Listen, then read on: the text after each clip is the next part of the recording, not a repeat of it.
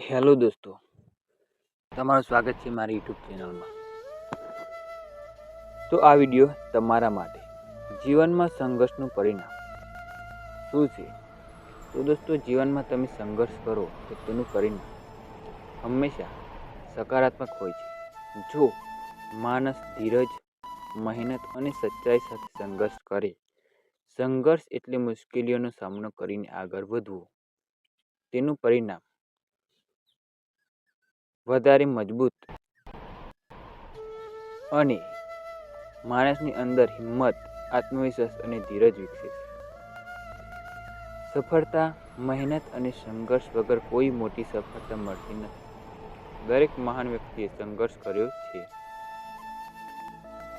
મુશ્કેલીઓમાંથી પસાર થવાથી જીવનનો સાચો અનુભવ મળે છે, જે આગળના નિર્ણયોમાં મદદ કરે છે।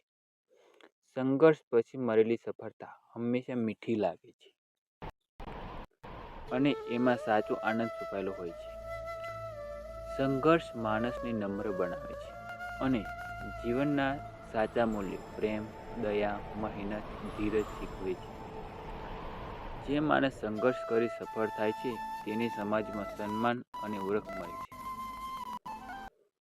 સંઘર્ષ વગર સફળતા અધૂરી છે।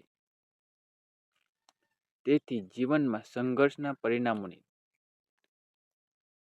સકારાત્મક પરિણામો, આત્મવિશ્વાસનો વિકાસ, મુશ્કેલીઓને હરાવવાથી માણસમાં હું કરી શકું છું એવો ભાવ જન્મે છે।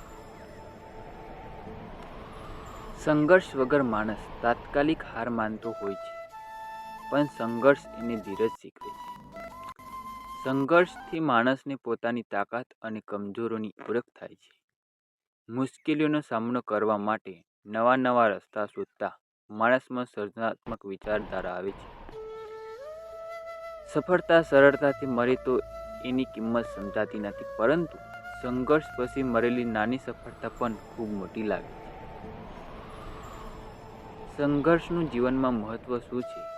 તો હીરો તે જ બને છે જે લડ્યો હોય। મીઠાશ ફક્ત એ ફળમાં હોય છે જે ઝાડે આંધીઓ સહન કરીને ઉગાડ્યું હોય। જિંદગીમાં સંઘર્ષ એ જ આપનું સાચું શિક્ષણ છે।